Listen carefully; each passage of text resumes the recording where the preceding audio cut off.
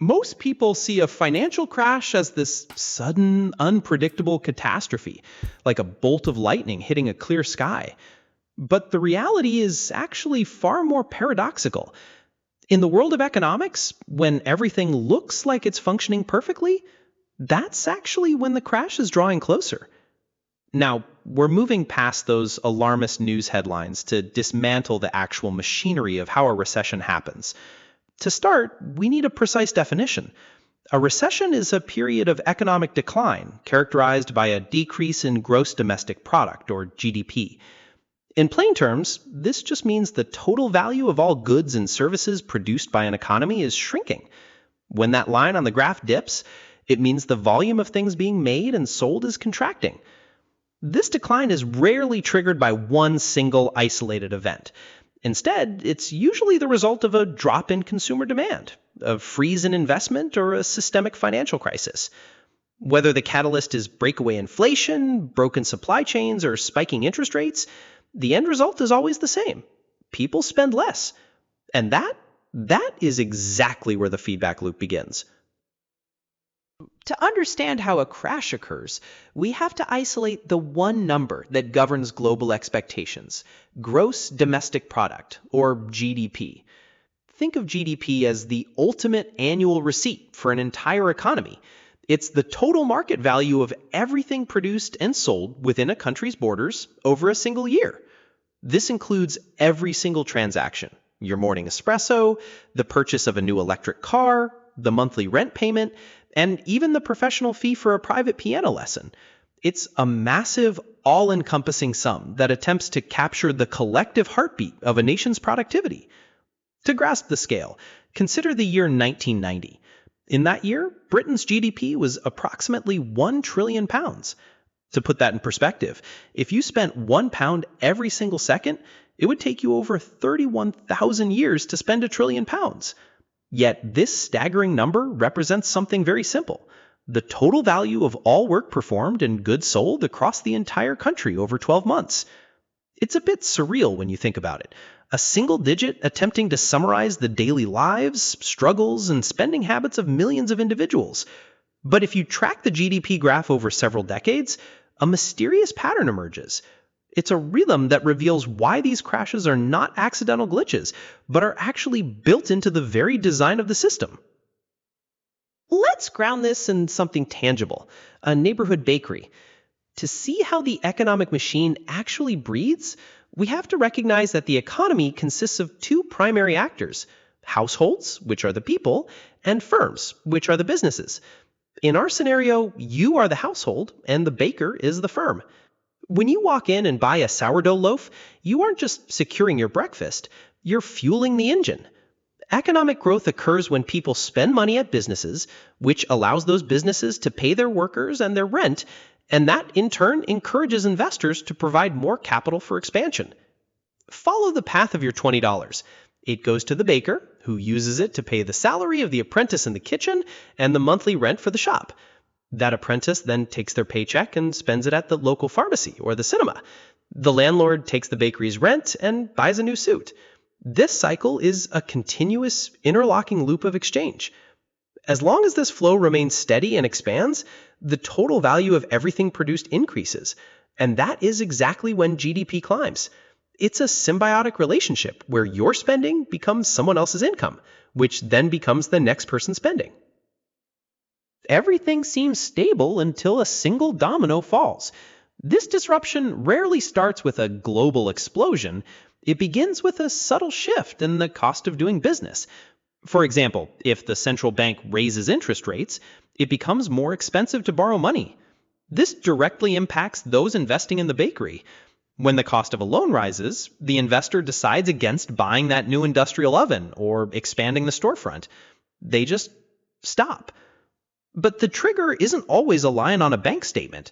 Recessions can be ignited by external shocks: natural disasters, wars, pandemics, or abrupt shifts in government policy. A pandemic might shutter thousands of doors overnight. A sudden policy change might shift how businesses are allowed to operate. In either case, the result is the same: a micro decision to hold on to cash rather than risk it. What starts as a cautious choice by one investor or a reaction to a disaster quickly ripples outward, transforming a peaceful neighborhood economy into a zone of systemic stress. This is where economic logic becomes completely counterintuitive. A recession is the aggregate result of millions of individuals making the rational decision to spend less, which then creates a massive, irrational chain reaction. You might think that saving your money during a hard time is the responsible thing to do. For you, as an individual, it is. But when everyone does it simultaneously, the system breaks. Because of this, businesses experience a collapse in sales, which forces them to reduce their workforce or slash wages. When the shop owner can no longer afford the payroll, the apprentice loses their job. This creates a devastating ripple effect. Unemployment rises, which further decreases consumer spending, which further depresses economic growth. Now the people who still have jobs become anxious and start saving more, creating a domino effect that feeds on itself. The result is not just a downward line on a graph, but a tangible loss of income and trade. It's a paradoxical loop where the rational individual choice to save creates the collective economic collapse. Centuries ago, during our agrarian days, the entire economic engine was tied to farming, weather, plague, and war. Because of this, the GDP trend was generally flat. If the rain didn't fall or a virus hit, the numbers dropped. For instance, the Black Death killed roughly 40% of Europe's population, causing a catastrophic shrink in the economy. Even a single weather event, like the Great Frost, could ruin enough crops to make the economy contract for an entire year. Back then, survival was a matter of the sky and the soil. But the arrival of industrial capitalism changed the geometry of the graph. We moved from that flat, stagnant trend to a steep upward climb. Capitalism incentivizes the creation of more productive businesses every year to push GDP higher, transforming the economy from a cycle of survival into a machine of constant growth. By the mid-1800s, this experiment was fully operational across the Western world and Japan. We essentially stopped fearing the weather and started fearing the graph. We no longer worry if a frost will kill the wheat. We worry if the line on the screen will stop climbing. Economists define the duration of these dips with a specific rule. A recession usually lasts for at least 2 consecutive quarters, essentially 6 months of shrinking GDP. When we examine the historical record, the pattern is rhythmic. The United States, for example, has experienced approximately 12 recessions since 1948. Some are slow burns, while others are sudden shocks. The financial crisis of 2008 was a prominent long recession where the systemic collapse of the housing market took months to filter through the global economy. In contrast, the COVID-19 recession was incredibly short but dramatic, as the global economy simply stopped overnight. To understand why this happens, we have to look at Hyman Minsky's financial instability hypothesis. Minsky argued that stability itself is what creates instability. During a long period of prosperity, people stop fearing risk. They move through 3 phases of financing. First is hedge financing. The borrower can pay both the interest and the principal from their actual income. Then they move to speculative financing.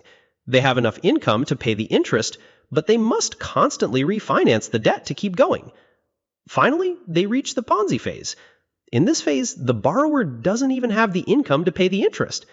They rely entirely on the rising value of the asset, the house or the stock, to pay off the debt. The system is now a house of cards. The only way it stays standing is if prices keep going up. The moment growth slows, the Ponzi borrowers can no longer refinance. They start to sell their assets in a panic to cover their losses, and the rest of the economy follows them down. This brings us to the climax, the Minsky moment. This is the sudden crashing point where the bubble bursts. It happens when the market realizes that the debt has far exceeded the ability to pay it back. In a Minsky moment, asset prices collapse rapidly, and the house of cards folds. The optimism that fueled the growth is replaced by a sudden systemic panic. Once the crash happens, governments typically respond by implementing stimulus spending, tax cuts or regulatory reforms to stop the bleeding. Central banks may lower interest rates to make borrowing cheaper, trying to coax businesses back into growth. But these technical levers are often slow to act. The Minsky moment creates a void of confidence that can take years to fill. The result is a period of significant social and political instability, as the human cost of the collapse, unemployment, and poverty far outweighs the speed of the government's response. It's a race to stabilize the numbers before the social fabric begins to fray. It's strange to realize that this entire global machinery, with all its complex algorithms and banking laws, is essentially driven by the collective mood of billions of people. We treat GDP and Minsky moments as these massive, impersonal forces of nature. But in reality, they're just the aggregate of human emotions. When the feeling shifts from confidence to fear, the machinery stutters. The economy is not a computer program. It's a psychological mirror. We're not just observing a graph. We're observing the collective anxiety and optimism of the human race played out in real time through bank balances and stock prices. While mathematical models try to predict the next crash with precision, the real answer usually lies in the gut feelings of the crowd. This leads us to a fundamental question. Can we actually banish the business cycle, or is it a fundamental flaw of the system? If stability inherently breeds instability, as Minsky suggested, then every period of peace is simply the preparation for the next crisis. We're left with a system where the stability of the graph is in a permanent losing battle against the unpredictability of human behavior. To understand a recession, we have to look past the numbers and see the loop. It starts with a simple transaction, a sourdough loaf from a neighborhood bakery, and it expands into a global network of credit and confidence. We've seen how GDP acts as a giant receipt of our collective productivity, but we've also seen how that receipt can be torn apart. From the safe stability of hedge financing to the dangerous gamble of the Ponzi phase, the economy moves in a rhythmic, almost biological cycle of growth and collapse. The paradox remains. The more stable we feel, the more risk we take.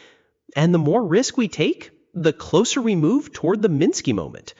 The question is no longer if the line on the graph will dip again, but when the collective mood will shift once more, and whether we will be prepared for the next time the dominoes begin to fall.